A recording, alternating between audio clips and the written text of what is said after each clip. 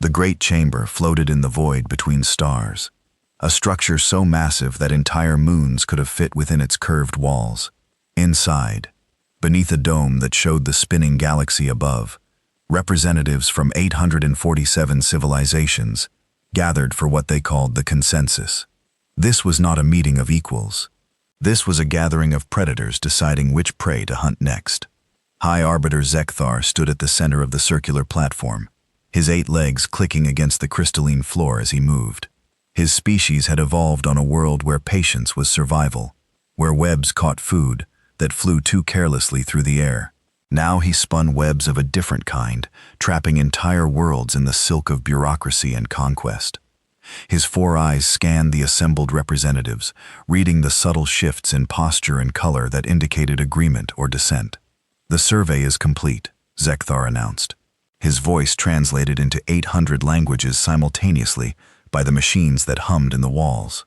Sector 774 Alpha contains a Class M world in what the local species calls the Sol system, 3rd planet from its star, water-rich, nitrogen-oxygen atmosphere, single large moon, and most importantly, newly aware. A hologram materialized above the platform, showing a blue and green marble hanging in the darkness. Earth. The assembled representatives leaned forward, their various sensory organs focusing on the image. Some had eyes, some had thermal pits, some perceived through electromagnetic fields, but all of them saw the same thing. Opportunity. "Population?" asked a delegate from the Vrax collective, a being that looked like living crystal, with thoughts that moved through its lattice structure like light through glass. "Approximately 8 billion, Zekthar replied, "divided into roughly 200 nation-states, though power is concentrated among 7 major powers. They have achieved chemical rocketry and have placed primitive satellites in orbit. They have also developed nuclear fission weapons, though their delivery systems are crude. Threats?" This question came from Commander Vale, a member of the warrior caste from Krylos VII. She was tall and angular, with skin that looked like polished obsidian, and eyes that glowed with an inner red light. Unlike most of the representatives in the chamber, Vale had actually fought in wars, real wars, before the Concordat had conquered, or absorbed everything worth conquering. She did not trust easy victories. "Minimal," Zekthar said, and his mandibles clicked in what his species used for a smile. "They have fragmented military forces with no unified command. Their weapons are chemical and nuclear, both of which our shielding renders obsolete. They have no energy weapons, no quantum communications, no understanding of fold space technology. By our metrics, they are approximately 2,000 years behind our least advanced member species." The chamber filled with sounds of approval, clicks, whistles, electronic pulses, and subsonic rumbles. This was what they had come to hear.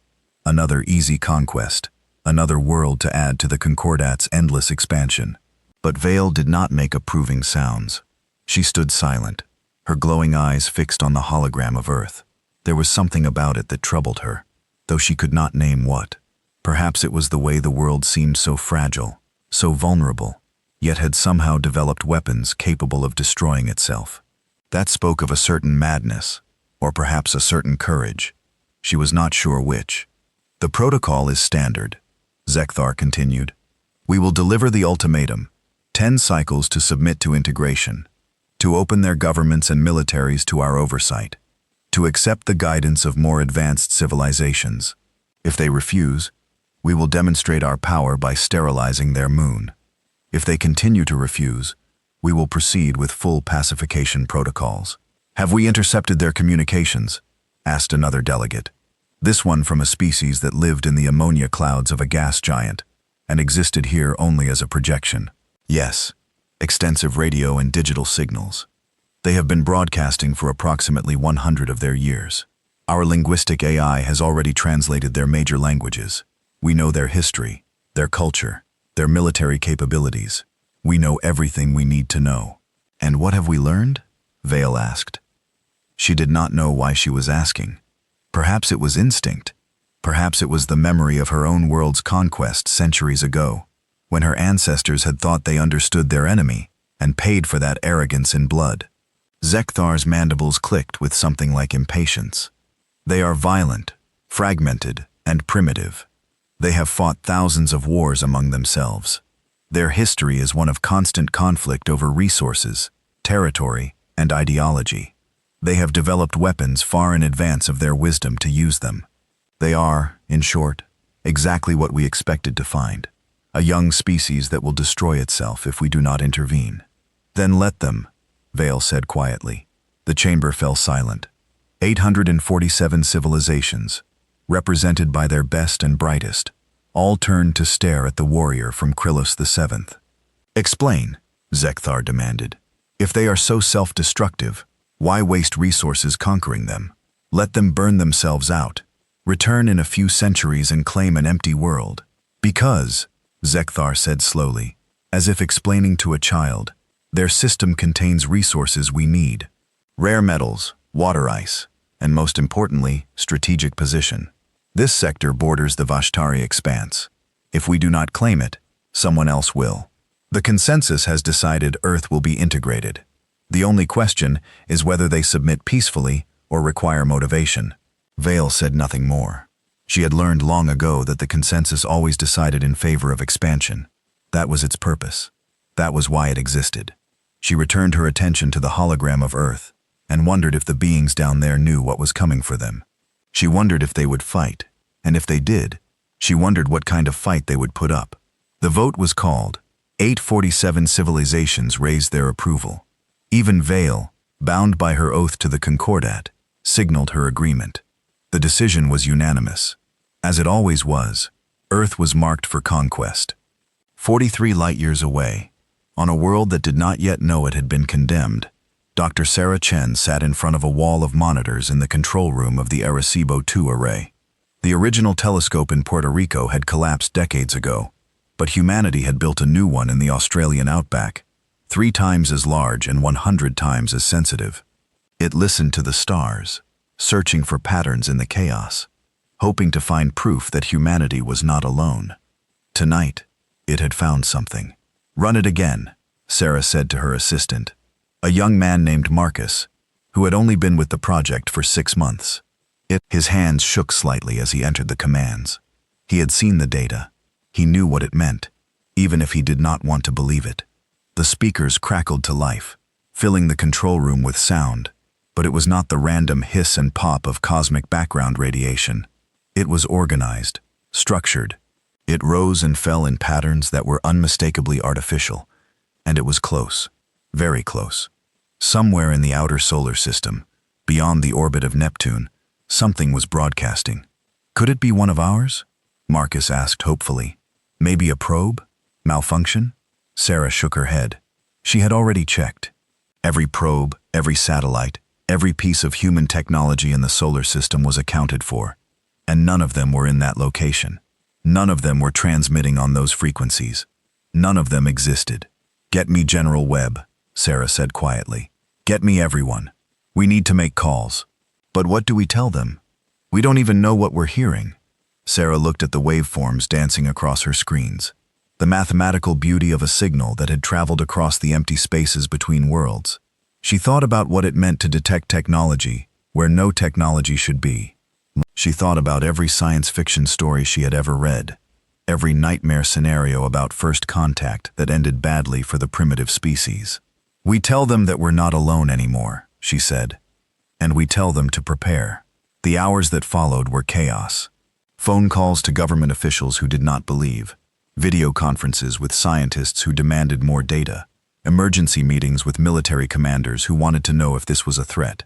Sarah repeated her findings over and over until her voice went hoarse. Yes, the signal was real. Yes, it was artificial. Yes, it was in our solar system. No, she did not know what it was saying. No, she did not know its intentions. General Marcus Webb arrived at the facility just after dawn. He was a broad-shouldered man in his 50s, with gray hair cut military short and eyes that had seen too many classified briefings to be easily surprised. But when Sarah showed him the data, when she played the translated signal through the array's most powerful processors, she saw something she had never seen before in a military officer. She saw fear. The signal was not a greeting. It was not an invitation to friendship or cultural exchange. It was a formal declaration translated into every human language simultaneously, delivered with the cold precision of a legal document. You are hereby notified of integration proceedings under Concordat Protocol 774. Your species has been evaluated and found suitable for absorption into the Galactic Concordat. You have 10 cycles to submit to oversight and integration. Failure to comply will result in demonstration of force. Continued failure will result in pacification. This message will repeat until acknowledgement is received. 10 cycles, Webb said quietly. How long is a cycle? Sarah had already done the math. Based on the signal's temporal markers, she had an answer. About 30 Earth days. We have 300 days to decide. Decide what? Whether to surrender to aliens we've never met. Whether to hand over our governments to some intergalactic empire. Webb's voice was rising now, anger replacing fear. This is insane. This has to be some kind of hoax. It's not a hoax, Sarah said. She pulled up another screen showing gravitational readings from the outer system. We're detecting mass. A lot of mass. The signal is coming from a fleet of at least 50 ships, each one the size of an aircraft carrier. They're there, General. They're real. And they're waiting for our answer. Webb sat down heavily in one of the control room chairs. For a long moment, he said nothing. Then he pulled out his phone and began making calls. Within hours, every major government on Earth knew the truth. Humanity was not alone, and humanity was in very serious trouble. The days that followed were a blur of emergency sessions at the United Nations, heated debates in parliaments and congresses, and frantic meetings between military leaders who had never imagined fighting a war beyond Earth's atmosphere. The world's major powers who had spent decades competing and threatening each other suddenly found themselves facing a common enemy. Russia, China, the United States, the European Federation, India, Brazil, and the African Union all sent representatives to form what they called the Terran Defense Council. But defense against what? Humanity had no idea what technologies the aliens possessed, what weapons they could bring to bear, or whether resistance was even possible. All they had was the signal repeating endlessly, a countdown to Judgment Day.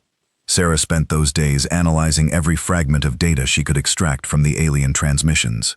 She learned to recognize the patterns in their communications, the mathematical structures that underlay their language, and she learned something that made her blood run cold. The Concordat was not just threatening Earth, they were studying it.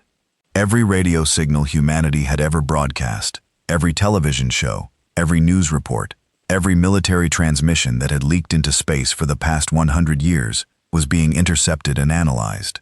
The aliens were watching humanity's old episodes of war documentaries. They were downloading human movies about nuclear apocalypse. They were reading human books about planetary extinction. They were learning how humans killed. And they were learning how humans died. Sarah thought about that as she drove home one night, exhausted after another 18-hour shift. She thought about what those aliens would see when they looked at humanity's broadcasts. They would see World War II. They would see Hiroshima and Nagasaki. They would see Vietnam and Iraq, and all the countless smaller wars that humanity preferred to forget. They would see a species that had spent 10,000 years perfecting the art of murder, and they would think they understood. Sarah laughed at that, a bitter sound in the darkness of her car. The aliens thought they knew humanity. They thought they could predict human behavior based on old television signals and archived military documents. They thought they had cataloged everything dangerous about the species called human. They had no idea what was coming. The translation chamber aboard the Concordat flagship hummed with activity as thousands of AI processors worked to decode humanity's broadcasts. The Concordat had perfected this process over millennia. They would absorb every piece of information a species had transmitted into space, analyze it for cultural patterns and military capabilities, and use that knowledge to craft the perfect integration strategy. Usually, it took a few cycles to process a century of broadcasts. For Earth, it was taking longer. Analyst Kreeth, a being whose species perceived reality through complex chemical sensors, floated in a nutrient bath while reviewing the latest batch of translated materials, what the humans called television and movies, what the humans called entertainment. Kreith had analyzed thousands of species' cultural materials over its long career. This was different. This was disturbing. The humans were obsessed with their own extinction. Kreith brought up file after file. Movies about nuclear war, movies about asteroid impacts, movies about pandemics that wiped out civilization, movies about alien invasions, movies about robot uprisings, movies about zombies, demons, elder gods, and things that had no name. The humans had imagined every possible way their species could end. And then they had filmed it, broadcast it, and apparently enjoyed watching it. Analyst Kreith. A voice interrupted through the translation chamber's communication system. High Arbiter Zekthar requests your presence in the strategic planning room. Kreith detached from its analysis station and flowed through the corridors of the flagship, its chemical sensors picking up the tension in the air. Other analysts were emerging from their chambers, all summoned to the same meeting. Something had changed. Something had worried the High Arbiter enough to call an emergency session. The strategic planning room was smaller than the consensus chamber, but no less impressive. Holographic displays covered every surface, showing real-time data from the scout ships observing Earth. Zekthar stood at the center, his 8 legs tapping an agitated rhythm against the floor. Commander Vale leaned against a wall, her red eyes fixed on one particular display. When Kreith entered, Zekthar gestured toward the hologram. "Tell them what you found," he commanded. Vale straightened and walked to the display controls.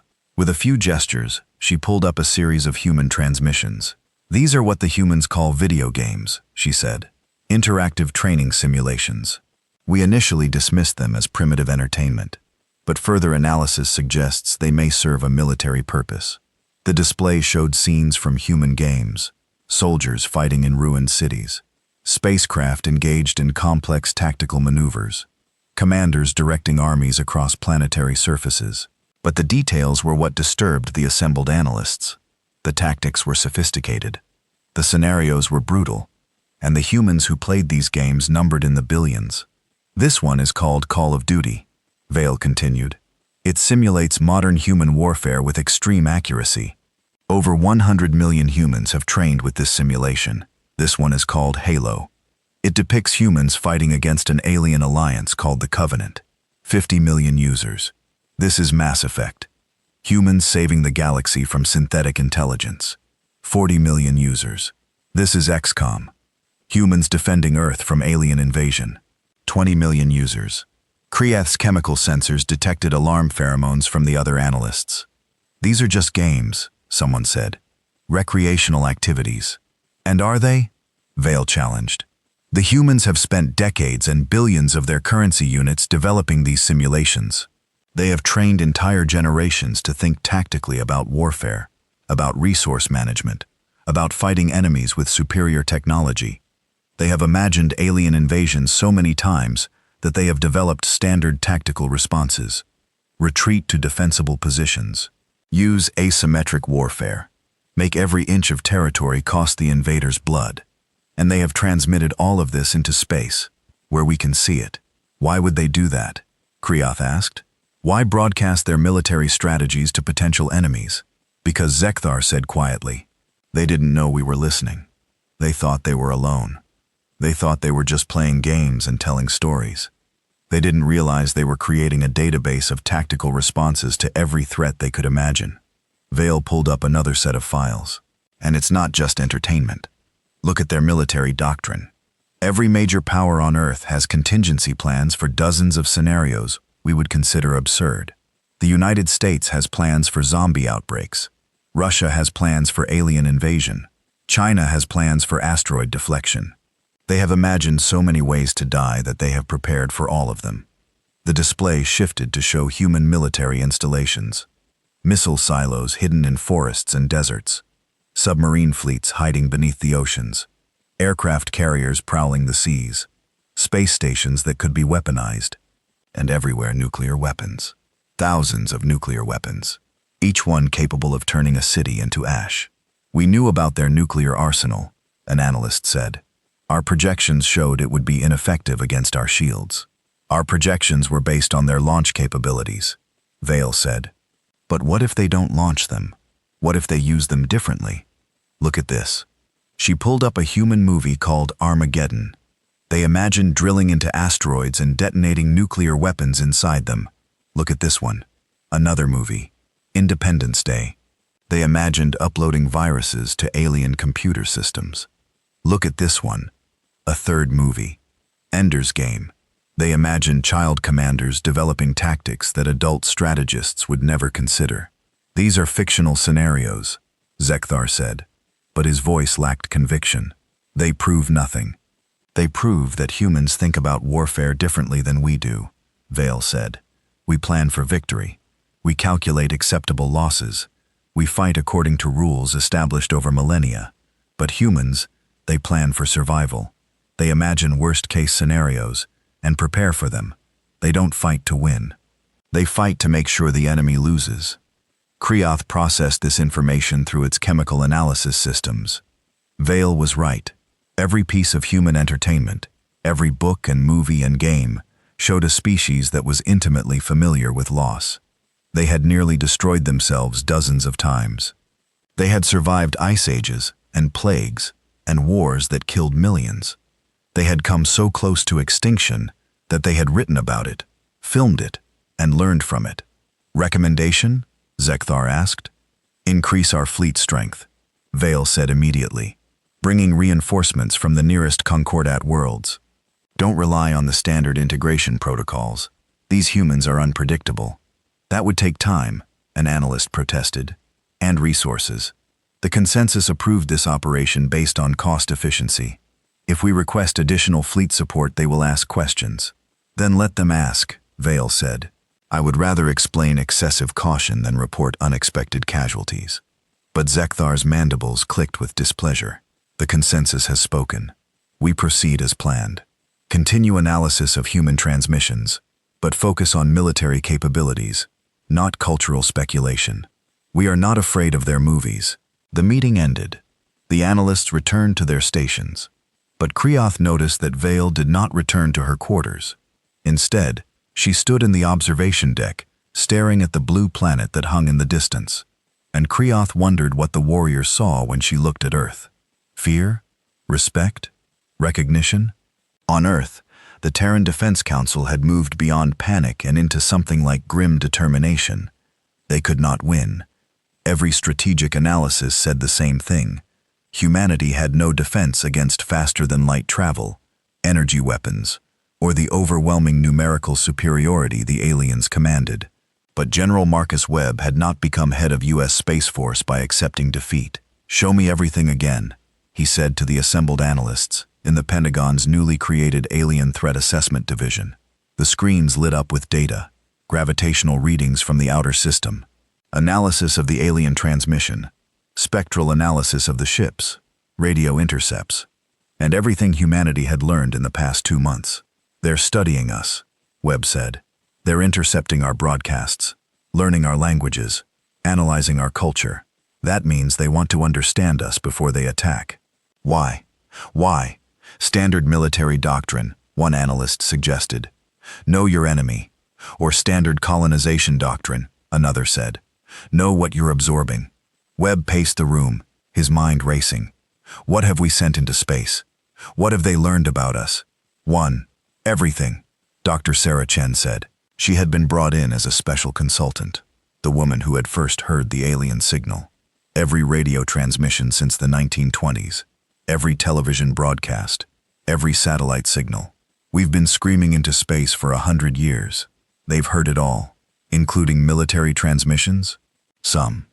Most military communications are encrypted, but metadata is still visible. Troop movements, weapons tests, military exercises. They know where our bases are. They know our chain of command. They know our weapons. Webb stopped pacing. What else do they know? Entertainment? News? Internet content? Sarah nodded. Everything that's ever been broadcast or transmitted wirelessly. Movies, television, video games, social media. The entire human internet has been leaking into space since the 1990s. Then they know how we think, Webb said slowly. They know our history. They know our wars. They know every military strategy we've ever used. Yes, Sarah confirmed. But General, That might not be a bad thing. Everyone in the room turned to look at her. She pulled up her tablet and connected it to the main display. Images began to appear. Movie posters, game covers, book titles. "They've learned our military history," Sarah said. "World War II, Vietnam, Iraq, Afghanistan. They know how we fight conventional wars, but they've also intercepted this." She highlighted a movie poster for Alien, and this, War of the Worlds, and this, The Terminator, and this, The Matrix. Science fiction. Someone said dismissively, "That's not real." "No," Sarah agreed. "But it's how we think. It's how we prepare.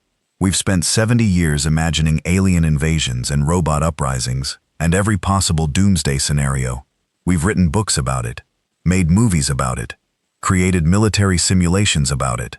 We've trained billions of people to think tactically about threats that don't exist yet." Webb's eyes widened as he understood. "We've been preparing for this. Without knowing it, yes. We've imagined first contact scenarios thousands of times. We've written about the mistakes species make when they meet aliens. We've depicted alien invasions from every possible angle, and we've always shown humans finding a way to survive. But those are just stories," an analyst protested. "Stories that reflect our values," Sarah countered. "Stories that teach us how to think. The aliens are analyzing our military capabilities, but they're not analyzing our psychology. They don't understand that we're a species that plans for the worst. They don't understand that we've been expecting them."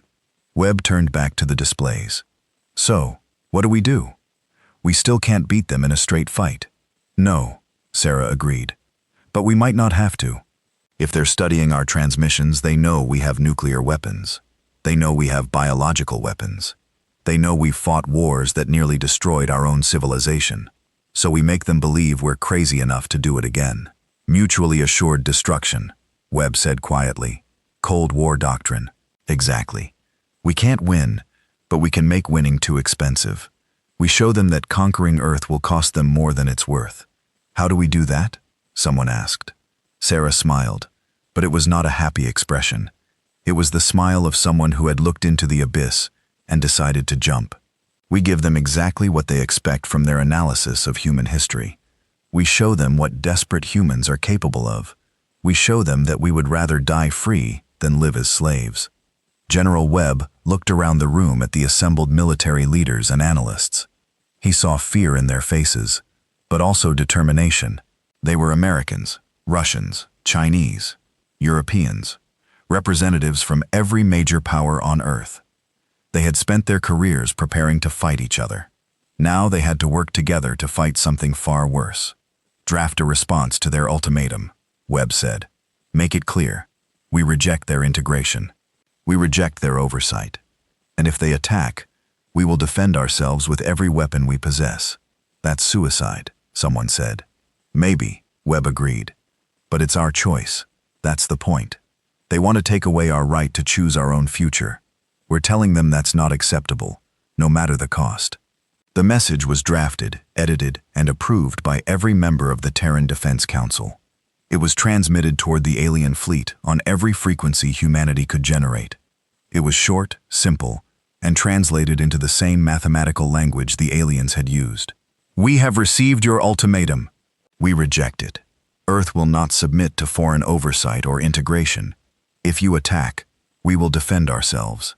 We cannot defeat you, but we will make you pay for every inch of this world. We are human. We bow to no one." The transmission was sent, and then humanity waited to see what would happen next. Aboard the Concordat flagship, High Arbiter Zekthar read the human response, and his mandibles clicked with something between amusement and irritation. They were defiant. They were foolish. They were typical of young species that did not yet understand their place in the galaxy. "They refuse," he announced to the gathered commanders. "Begin demonstration protocols. Destroy their moon." But Commander Vale stepped forward, her hand raised. "High Arbiter, I must protest. The analysis is not complete. We do not fully understand." "We understand enough," Zekthar interrupted. "They are primitive, violent, and irrational. The consensus has authorized this operation. The moon will be sterilized as a warning. If they continue to refuse, we will proceed with full pacification. That is the law. Vale wanted to argue. She wanted to point out all the things that troubled her about this species. Their obsession with extinction scenarios. Their preparation for threats that should not exist. Their willingness to imagine the worst and plan for it. But she was a soldier, and soldiers followed orders. As you command, High Arbiter, she said quietly. The order was given. The fleet began to move, and Earth's 10 cycles of grace came to an abrupt end. The alarm systems at every major observatory on Earth screamed warnings simultaneously. The alien fleet had stopped waiting. They were moving, accelerating inward from the outer system toward the inner planets, toward Earth, toward the moon. General Webb received the notification at 3 o'clock in the morning. He had not been sleeping anyway. Nobody in the Terran Defense Council had slept much since sending their rejection. They had known this was coming. They had prepared for it. But knowing and experiencing were two different things. Time to lunar orbit? Webb asked the controller. At current speed, 6 hours. But sir, they're not heading for Earth. They're heading for the moon. Webb felt his stomach drop.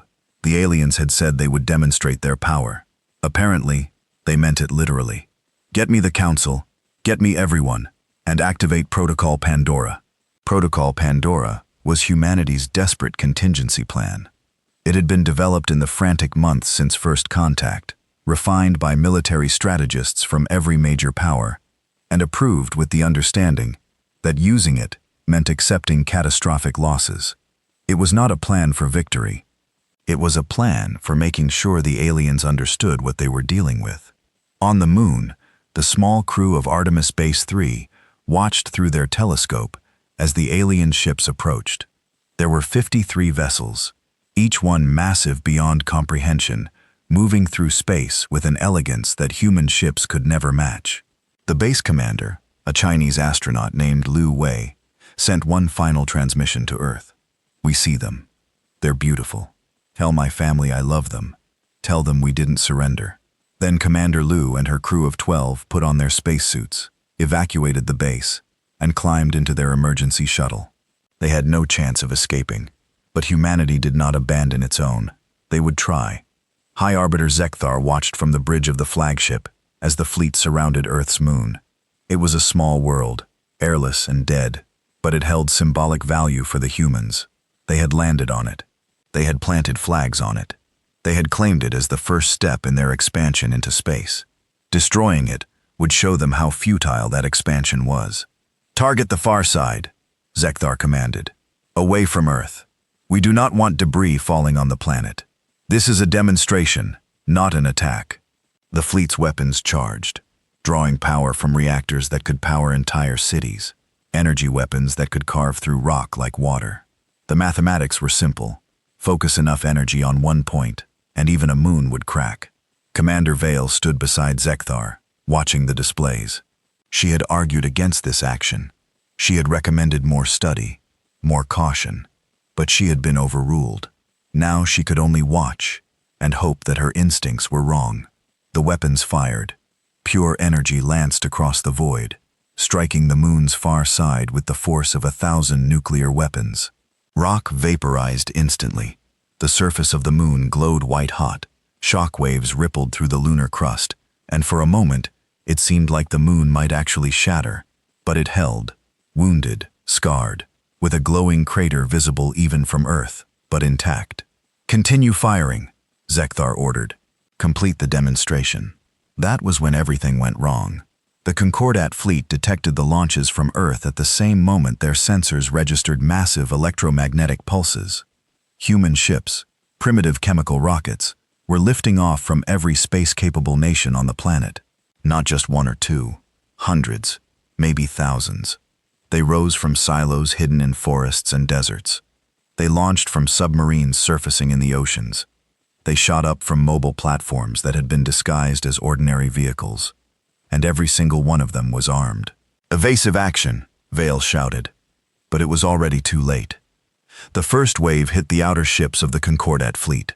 Not missiles with conventional warheads. Not even nuclear weapons. Though those came later. These were simpler, stupider, more brutal. They were kinetic kill vehicles. Lumps of depleted uranium and steel accelerated to orbital velocity. They had no guidance systems. They had no warheads. They were just mass and velocity. And when they hit the Concordat ships, they hit with the force of tactical nukes. Shields flared and held against the first impacts. But there were so many. Hundreds of projectiles swarming like angry insects. Too many to track. Too many to stop. The Concordat's defensive systems had been designed to intercept sophisticated weapons, not dumb chunks of metal moving at 20,000 miles per hour.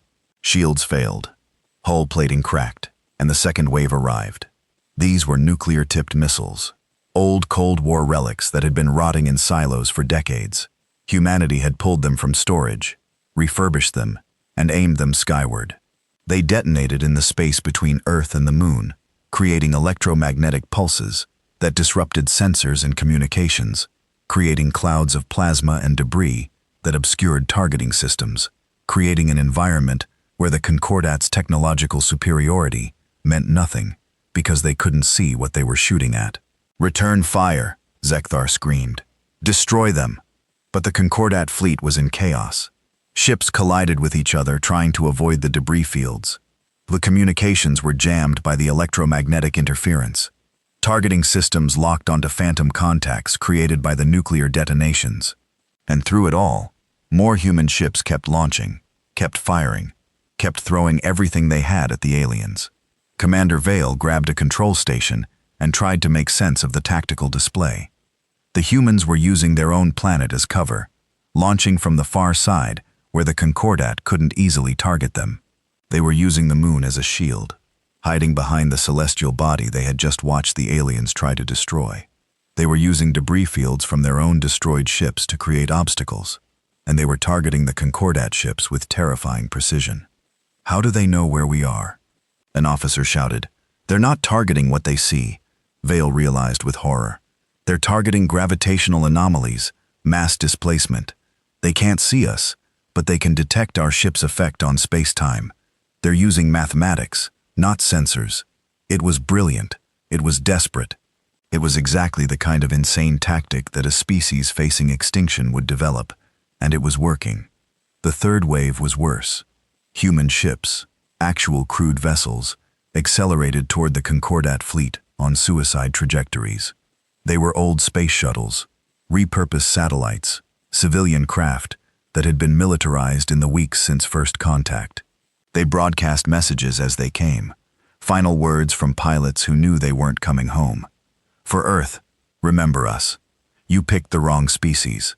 The ships rammed into Concordat vessels, their hulls loaded with explosives, their crews dying in the instant of impact. Shields that could withstand energy weapons failed against the simple physics of mass and momentum. The Concordat had never encountered an enemy willing to die just to take a single ship with them. High Arbiter Zekthar stared at the displays in disbelief. His fleet had engaged in hundreds of pacification operations. He had overseen the integration of dozens of species. None of them had fought like this. None. None of them had been this willing to sacrifice themselves. "Casualty report," he demanded. The numbers scrolled across his display, and his mandibles went still. 17 ships destroyed. 23 damaged beyond combat capability. 40% of his fleet was gone.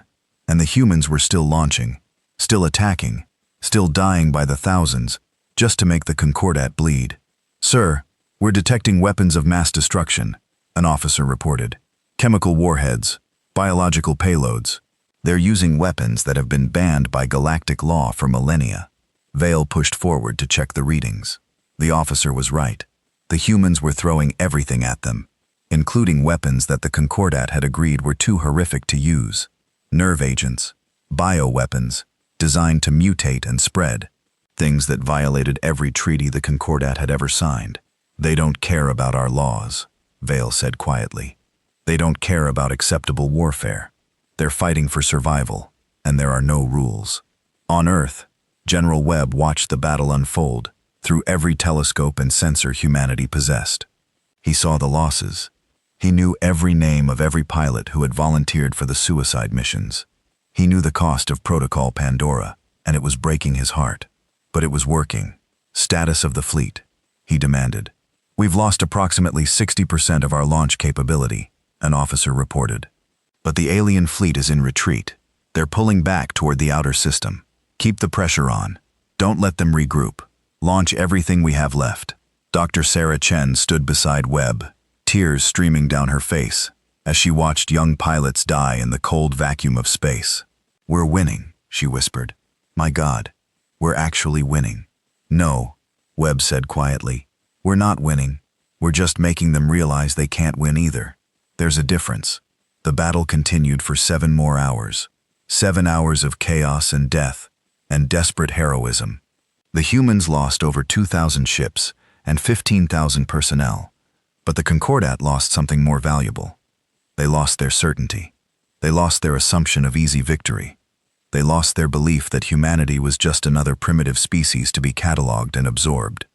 When the Concordat fleet finally withdrew beyond the orbit of Mars, battered and bleeding, they left behind a message for High Command, a request for reinforcements, a warning that Earth was not what they had expected, a recommendation to revise all previous tactical assessments. On the flagship, High Arbiter Zekthar sat in his command chamber and reviewed the battle recordings. He watched human ships sacrifice themselves. He watched pilots ram their vessels into Concordat hulls. He watched a species that should have surrendered fight with the desperation of cornered animals. They were supposed to submit, he said to no one in particular. The analysis said they would submit rather than face annihilation. Commander Vale entered the chamber, her armor still scorched from a near miss during the battle. The analysis was wrong, she said flatly. Humans don't think like other species. They don't calculate acceptable losses. They calculate maximum damage. They're not fighting to preserve their civilization. They're fighting to make sure we regret attacking it. Then we will bring more ships, Zekthar said. We will overwhelm them with numbers. We will lose, Vale interrupted. Maybe not this battle or the next, but eventually, because they have nothing to lose, and we have everything. They will trade 10,000 lives for one of our ships. They will poison their own planet before letting us take it intact. They will fight until every single one of them is dead, and they will smile while doing it, because at least they died free. Zekthar's mandibles clicked with frustration. You sound like you admire them. I recognize them, Vale said.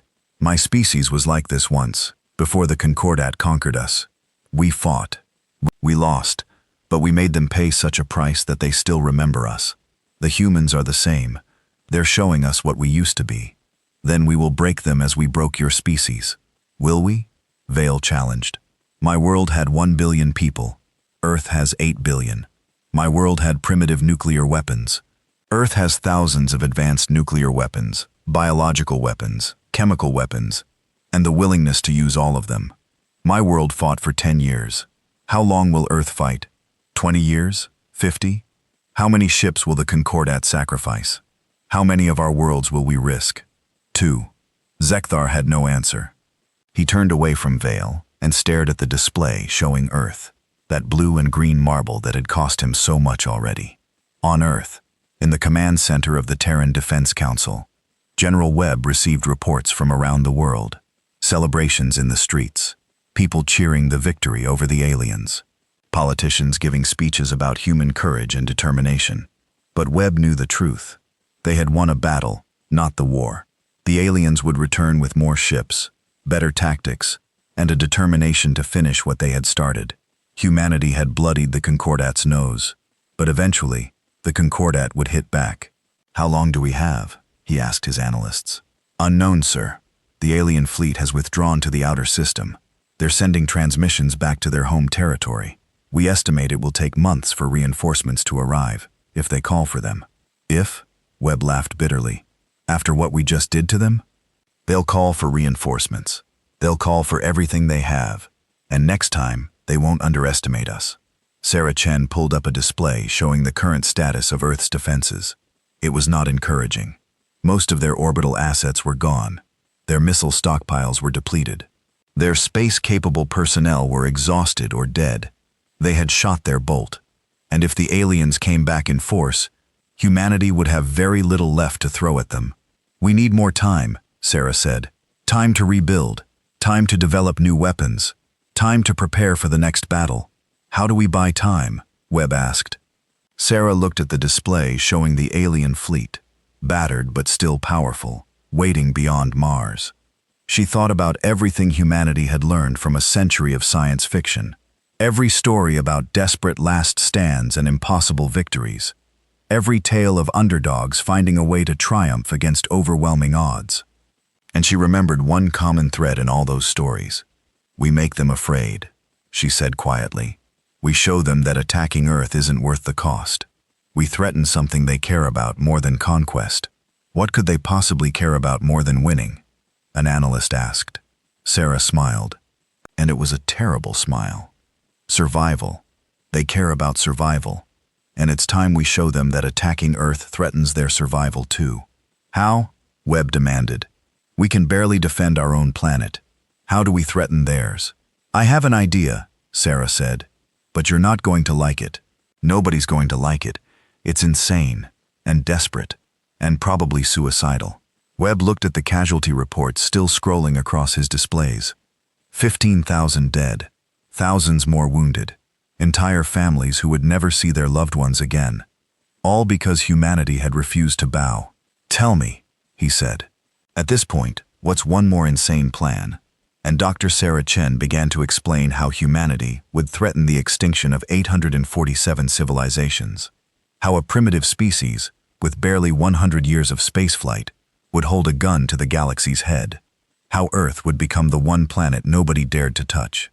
It was insane. It was desperate. It was the most human plan ever conceived. And it just might work. Dr. Sarah Chen stood before the assembled members of the Terran Defense Council and displayed her plan on the holographic projector. The room fell silent as they processed what they were seeing. When she finished, nobody spoke for a full minute. "You want to build genocide machines," the Russian delegate finally said. "Automated weapons designed to destroy entire planets. And you want to aim them at every alien homeworld in the Concordat." "Yes," Sarah said simply. "That's monstrous."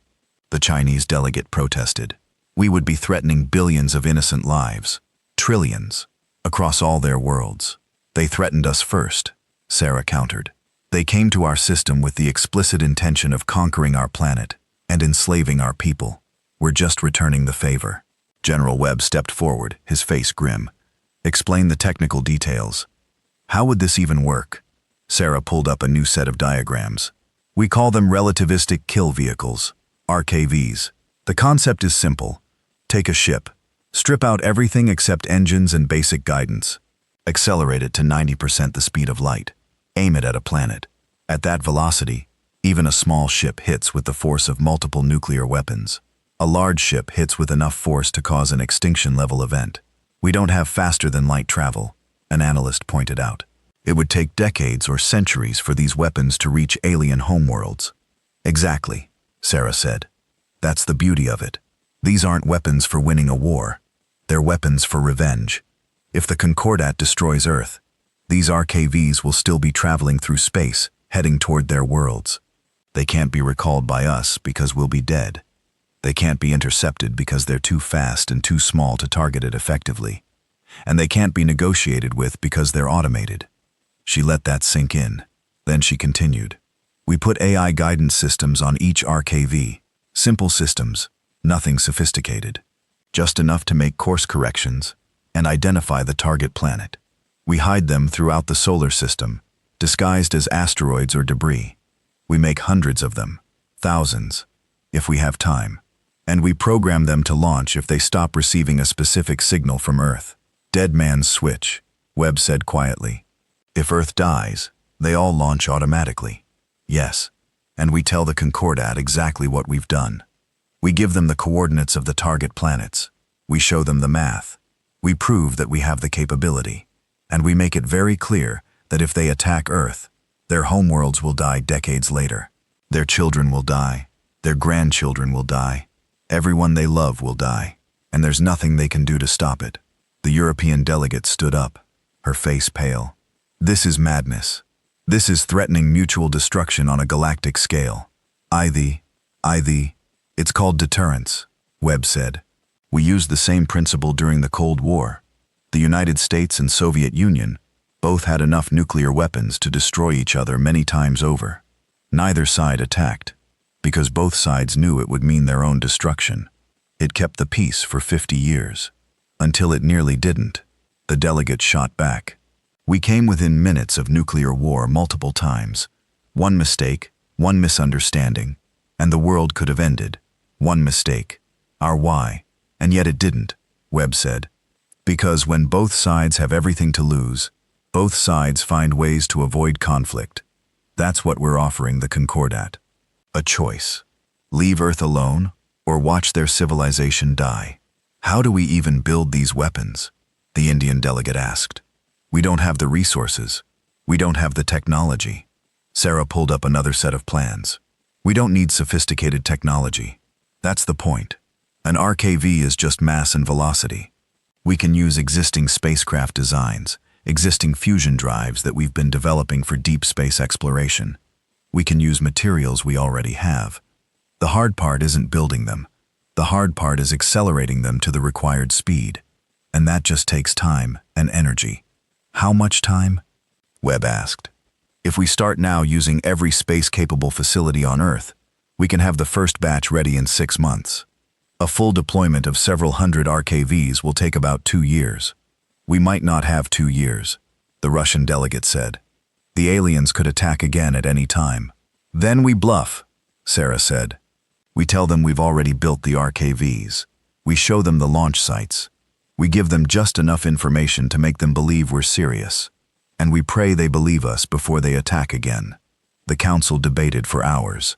Some members argued it was too dangerous, too immoral, too likely to backfire. Others argued it was humanity's only chance for survival. In the end, it came down to a simple question that Webb posed to the council. Would you rather die on your knees, or live with the knowledge that you threatened billions of innocent lives? The vote was called. It was not unanimous, but it passed. Operation Damocles was authorized.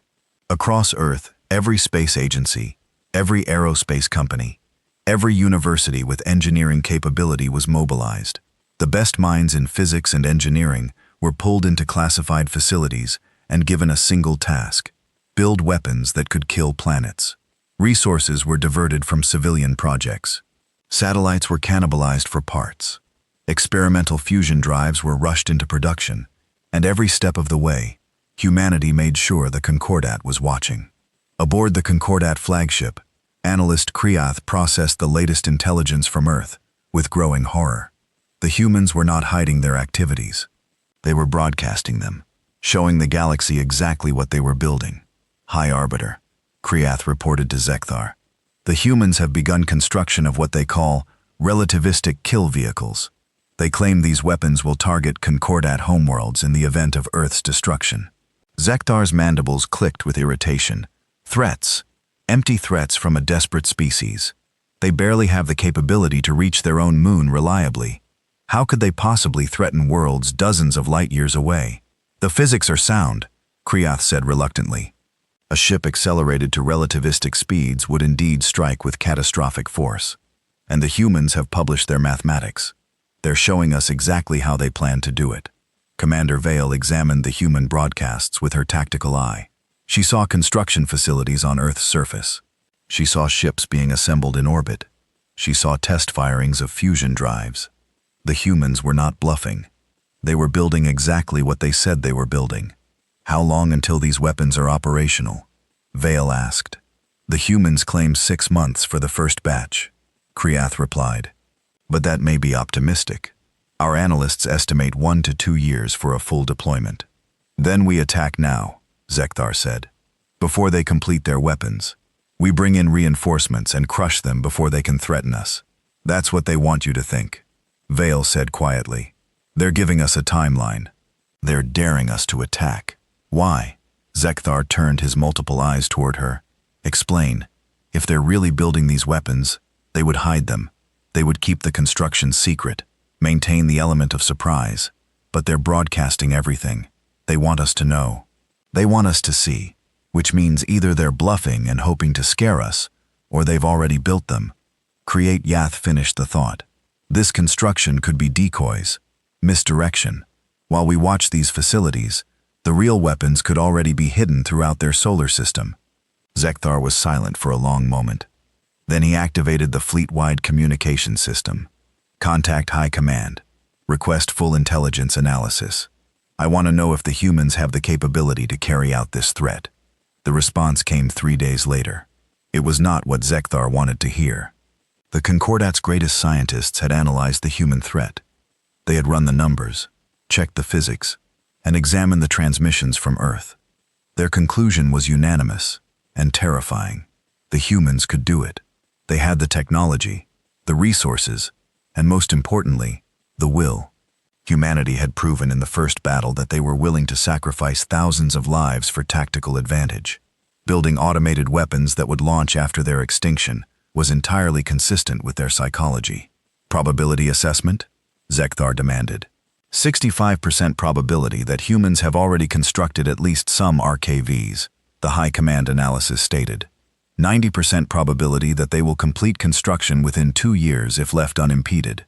99% probability that they will actually launch these weapons if Earth is destroyed.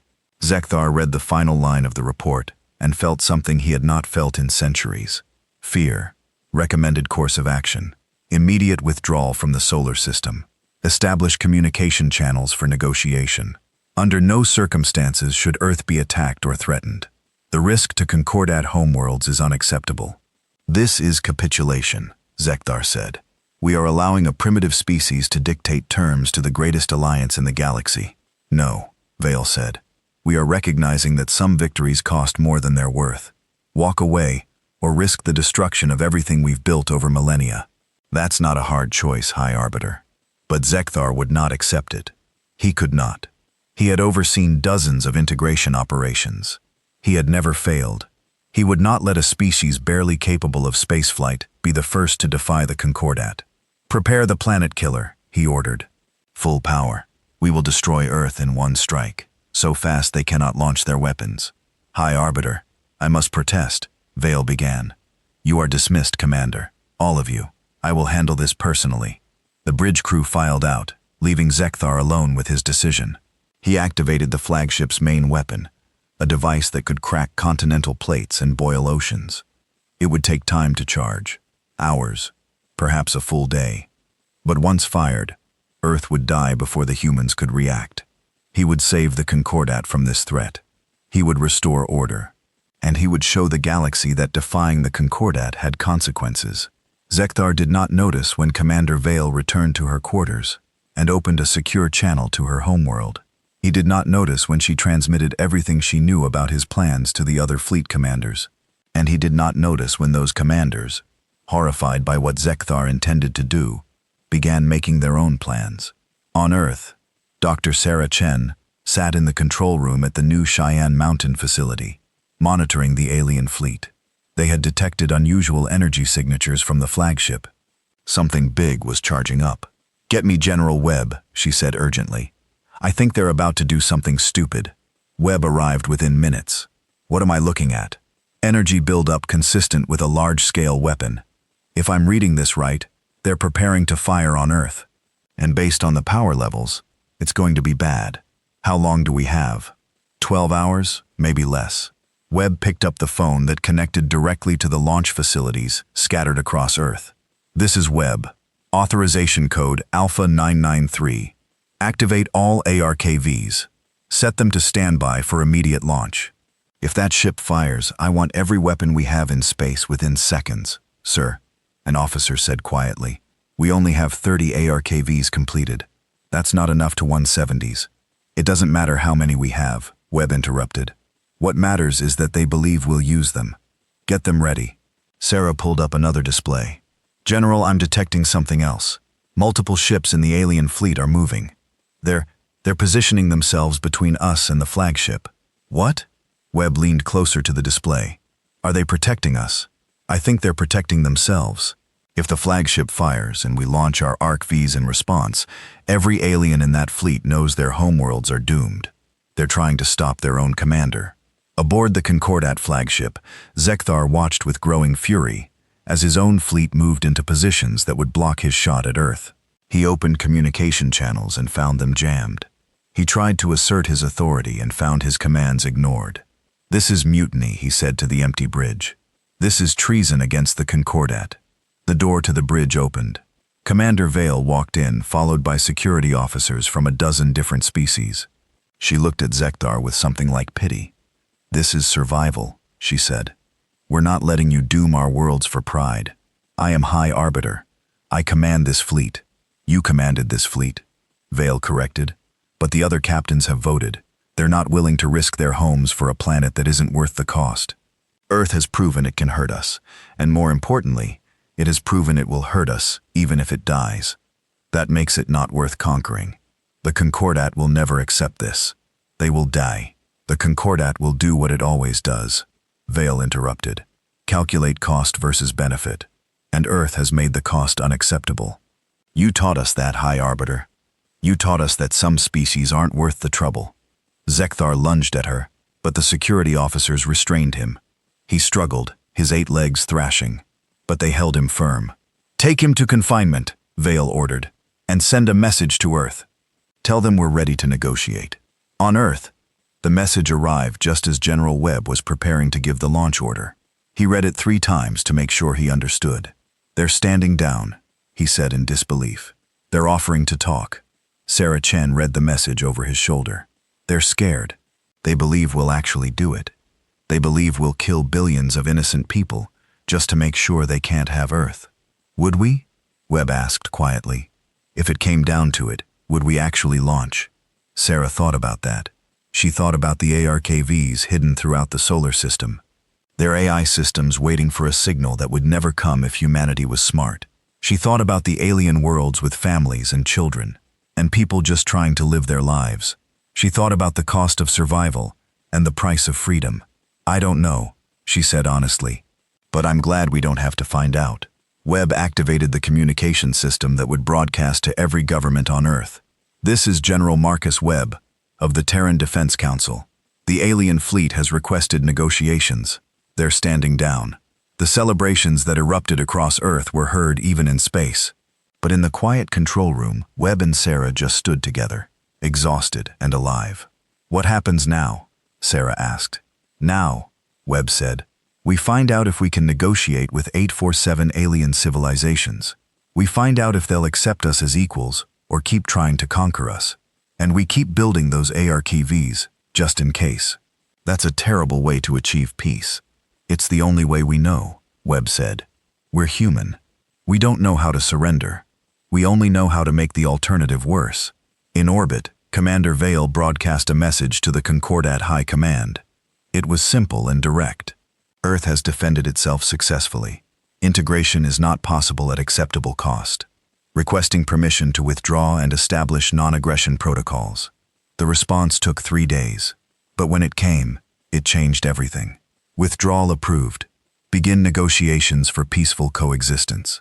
And Commander Vale, congratulations on your promotion to High Arbiter. Don't make the same mistakes your predecessor did. Vale looked at Earth through the viewport of what was now her flagship, that blue and green world that had cost the Concordat so much, that species that had refused to bow, that terrifying, wonderful, insane collection of beings that called themselves human. "I won't," she said to the empty bridge. "I'll remember what they taught us. Some species are better left alone, some spirits cannot be conquered, and some worlds are not worth the price of victory." 5 years had passed since the day Commander Vale became High Arbiter. 5 years since humanity held a gun to the galaxy's head and dared anyone to pull the trigger. 5 years since Earth proved that sometimes the weakest species could be the most dangerous. The Concordat had changed. Not overnight, and not without resistance. But it had changed. The Great Chamber, where 847 civilizations once gathered to choose their next target, now hosted a very different kind of meeting. Representatives from Concordat worlds sat in a circle, all equal, all with a voice. And among them, in a seat that had been added specifically for them, sat the human delegation. Dr. Sarah Chen, now Earth's ambassador to the Concordat, stood to address the assembly. She was older now, with gray streaking through her black hair. The stress of first contact and the years of negotiation that followed had aged her. But her eyes were still sharp, still alert for any sign that the galaxy might turn against humanity again. The Terran Republic submits its proposal for the establishment of a joint research initiative, Sarah said, her voice translated into hundreds of languages by the Chamber's systems. We believe that sharing defensive technologies will benefit all member species of the reformed Concordat. There was a time when such a proposal would have been laughed out of the Chamber. Humans sharing technology with civilizations thousands of years more advanced. But that was before the Battle of Luna, before the Archvies, before everyone learned that sometimes the newest ideas came from the species with the least experience. A delegate from the Vrax Collective, the crystalline beings who perceived through light, spoke up. The humans wish to share defensive technologies, by which they mean weapons, by which they mean more ways to kill. No, Sarah corrected firmly. We mean ways to survive. There's a difference. Is there? The Vrax's internal light flickered with what might have been skepticism. Your species arrived in this chamber by threatening genocide. You maintain peace by promising mutual destruction. Everything humans touch becomes a weapon. Sarah did not flinch. She had heard variations of this argument dozens of times over the past 5 years. You're right. We do see the military application in everything. Do you know why? Because for 10,000 years, the only thing that kept humans alive was our ability to fight. We evolved on a world that tried to kill us. We survived ice ages, predators, diseases, and each other. We learned to turn rocks into spears, spears into guns, and guns into weapons that could end civilizations. Not because we're evil, because we're survivors. She paused, letting that sink in. Then she continued. And now we're offering to teach you what we learned. Because, like it or not, the galaxy is not as safe as you thought it was. The Concordat spent millennia conquering weaker species because you never faced a real challenge. You never had to fight for survival. But Earth showed you that there are species out there who will fight. Species who won't submit. Species who would rather die than bow. And if we exist, others might too. High Arbiter Vale stood from her seat. She was still angular and severe, but 5 years of leadership had added something to her bearing. Respect, perhaps, or weariness. Ambassador Chen is correct, Vale said. The Battle of Luna revealed weaknesses in Concordat military doctrine that we had not acknowledged. We were unprepared for an enemy willing to accept catastrophic losses. We were unprepared for asymmetric warfare. We were unprepared for desperation. The humans have offered to help us address these weaknesses. I recommend we accept. The vote was called. It passed. Though not unanimously, humanity's proposal for joint defense research was approved. It was a small thing in the grand scheme of galactic politics, but it was another step toward Earth being seen not as a threat to be managed, but as a partner to be respected. After the session ended, Sarah found Vale waiting for her in one of the chamber's side rooms. The High Arbiter had requested a private meeting, which was unusual. In 5 years of negotiations, Vale had been professional, but distant. She had never sought Sarah out alone. Ambassador Chen, Vale said formally. Of course, High Arbiter. What can I do for you? Vale was silent for a moment, her red eyes studying Sarah's face. Then she spoke quietly. I wanted to ask you something. Something that has bothered me since the Battle of Luna. Would you have done it? Would you have actually launched the Archvies? Sarah had known this question would come eventually. She had asked herself the same thing hundreds of times. Every time she saw the launch facilities scattered across Earth. Every time she reviewed the AI systems that waited patiently in the darkness, ready to commit genocide on command. I don't know, Sarah said honestly. I'd like to think we would have found another way. I'd like to think that humanity wouldn't actually doom billions of innocent beings for revenge. But I also know what we did during the Battle of Luna. I know that 15,000 people died in a few hours, and every one of them volunteered. I know that humanity has imagined its own extinction so many times that we've become experts at surviving it. So I don't know, but I'm very glad we never had to find out. Argri, Avri P, your species frightens me, Vale said bluntly. Not because you're strong. Many species are strong. But because you're unpredictable, you do things that should be impossible. You survive things that should kill you, and you do it with a smile. as if death is just another challenge to overcome. "Is that why you promoted me to ambassador?" Sarah asked. "To keep an eye on the scary humans?" No," Vale said. "I promoted you because your species earned the right to be heard, because you fought for your freedom and won, because the galaxy needs to remember that there are things worth fighting for, even when the odds are impossible." Vale turned toward the viewport that showed the stars beyond. "My species was conquered by the Concordat 300 years ago. We fought, we lost, we submitted, and for 3 centuries, we told ourselves we had made the right choice, that survival was better than extinction, that there was no shame in bowing to superior force. But then, we met humanity, and you didn't bow. You stood up and said no, and the entire galaxy had to readjust. We got lucky," Sarah said. "If you had pressed the attack, if your predecessor had been a little faster, a little more ruthless, Earth would be ash. Perhaps. Or perhaps you would have found another way. That's what your species does, isn't it? Find ways to survive when survival should be impossible. It's why half the Concordat admires you, and the other half wants you quarantined. You're a reminder of what we used to be. Warriors, survivors, species that fought for every inch of existence." "And now?" asked. "What are you now?" "Bureaucrats," Vale said with something like sadness. "Administrators.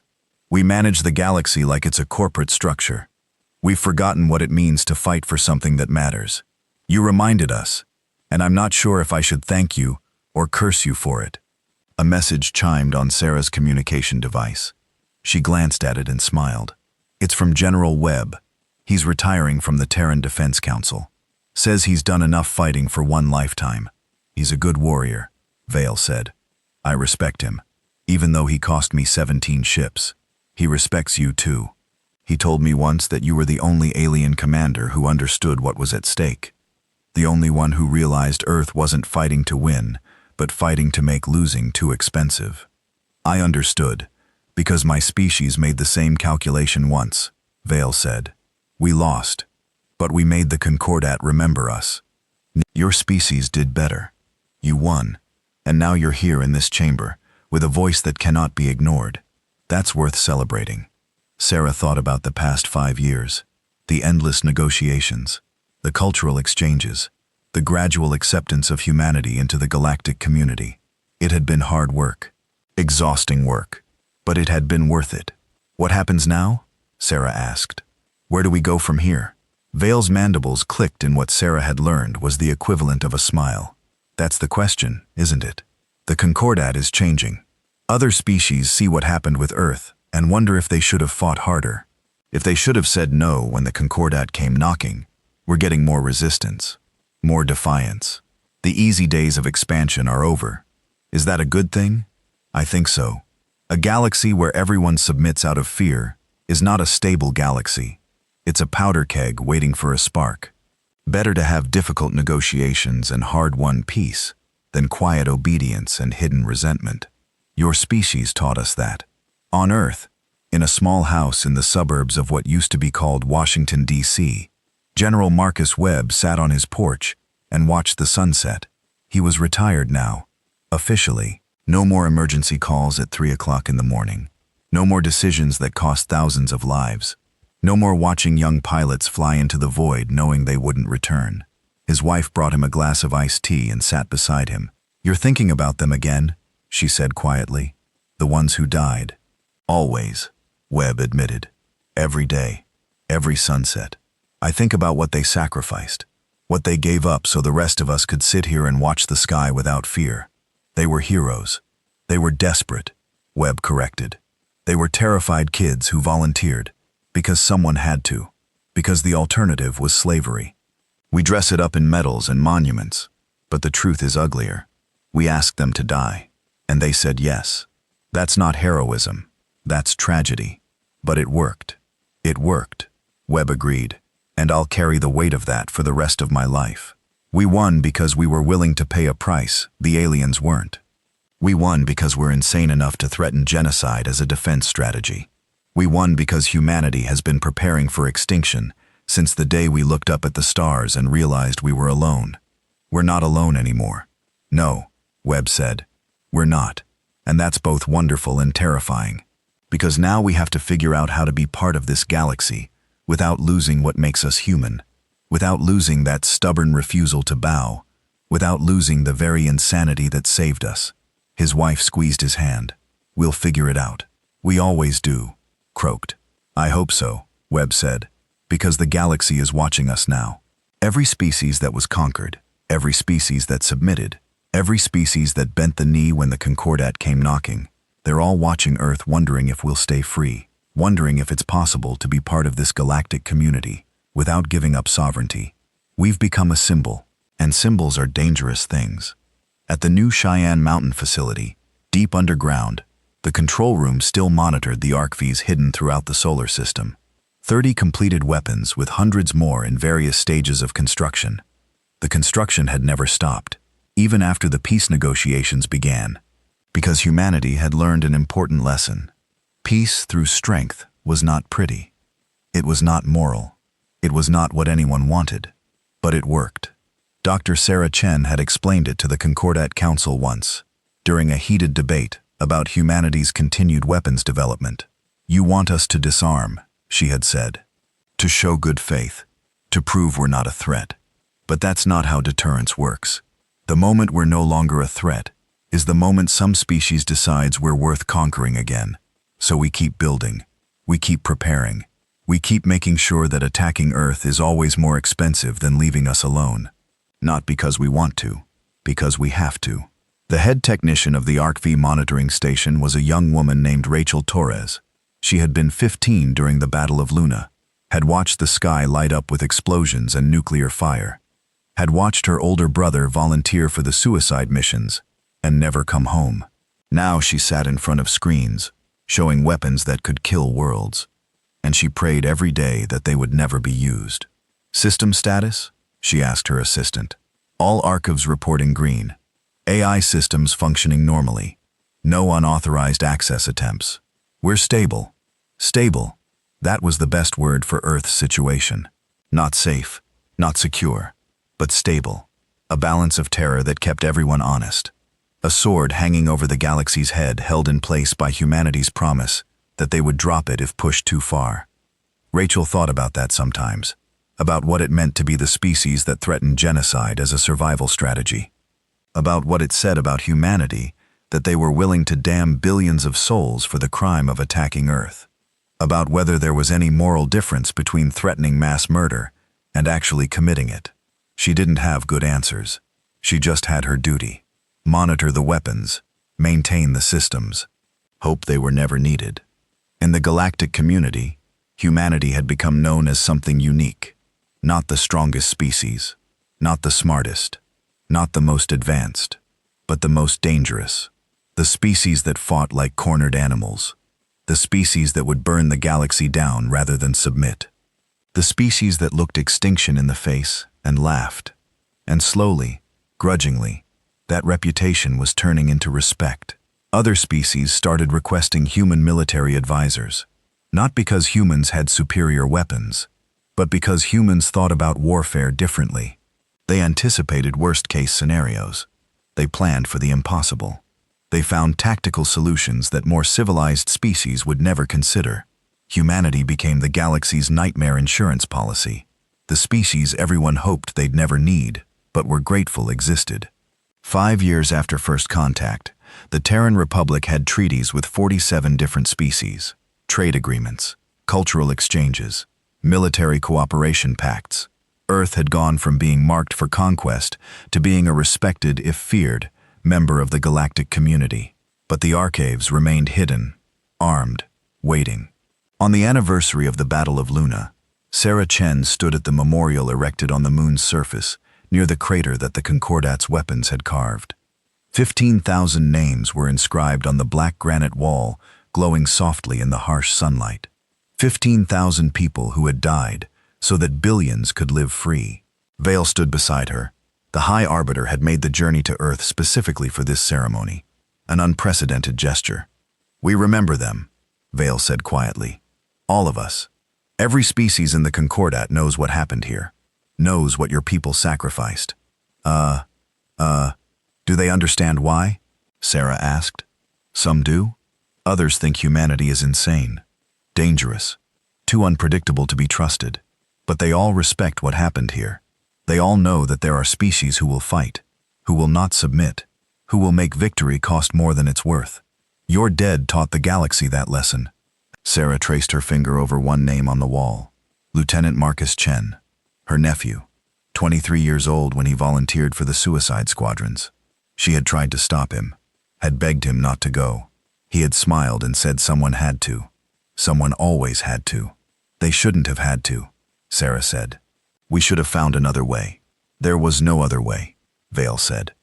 The Concordat would not have stopped, would not have negotiated, would not have listened. Your people did what was necessary, and they saved not just Earth, but the entire structure of galactic civilization. Because after Luna, we couldn't go back to the old ways. We couldn't just conquer and expand. We had to change. Was it worth the cost? Vale looked at the names on the wall. 15,000 individuals, each with their own dreams and hopes and futures, all sacrificed in a few hours of desperate combat. Ask me in 100 years, she said. Ask me when we see what kind of galaxy we've built with the peace they died for. Ask me when we know whether humanity's defiance created something better or just delayed the inevitable. But right now, today, I think they would be proud. That has to count for something. They stood together in silence, human and alien, former enemies now standing in respect for the dead. And above them, in the darkness beyond the moon, the RKVs waited, silent guardians of a peace built on the promise of mutual destruction. Humanity had joined the galaxy, but on their own terms, with their sovereignty intact, with their freedom preserved, and with the clear understanding that anyone who threatened Earth would pay a price measured in generations. They had become the species the galaxy learned to fear, and in doing so, they had earned the right to live. Sarah Chen thought about the future as she stood at the memorial, about what humanity would become in the centuries ahead, about whether they could maintain their independence while being part of something larger, about whether the weapons they had built to save themselves would eventually destroy them. She didn't know, nobody knew, but that was okay. Humans had never known what the future held. They had just faced it anyway, with courage and stubbornness, and an absolute refusal to surrender. The stars learned to fear us, Sarah said quietly, remembering the words someone had spoken years ago. Yes, Vale agreed. And now we must all learn to live with that fear, humans and aliens alike. We must build a civilization where strength doesn't mean conquest, where being dangerous doesn't mean being evil, where species can be both powerful and peaceful. Can we do that? Sarah asked. Can the galaxy change that much? Vale's mandibles clicked with something that might have been hope. 5 years ago, I would have said no. But 5 years ago, I didn't believe a primitive species could stand up to the Concordat. I didn't believe desperate courage could triumph over overwhelming force. I didn't believe one planet could change the galaxy. I was wrong about all of it. So maybe I'm wrong about this, too. Maybe we can build something better. Sarah looked up at the Earth hanging blue and green in the lunar sky. Home, the world that refused to bow, the planet that changed everything. For their sake, Sarah said, gesturing to the memorial. I hope we can. Well, I hope we can. For everyone's sake, Vale corrected. Because if we can't, if this peace fails, the next war will be different. Species across the galaxy now know that humans will fight, but they also know that others might fight too. The age of easy conquest is over. The next war will be the last war. Total, final, mutual destruction on a scale that makes your RKVs look merciful. Then we make sure there is no next war, Sarah said firmly. Agreed. And that is why you and I must work together. Human and Concordat. Former enemies now partners. Building something new from the ashes of the old. It won't be easy. Nothing worth doing ever is, Sarah said. They turned away from the memorial and walked back toward the shuttle that would carry them to the diplomatic station in orbit. Behind them, the names of 15,000 heroes glowed in the sunlight, a permanent reminder of the price of freedom. And far beyond the moon, in the darkness between stars, the galaxy continued its ancient dance. But it had changed because one species had said no, one planet had refused to submit. One desperate people had made the galaxy remember what it meant to fight for something that mattered. Earth had been marked as the next target, but one transmission had changed everything. Not a plea for mercy, not a cry for help, just a simple promise. You have made a terrible mistake, and the stars themselves had learned to listen.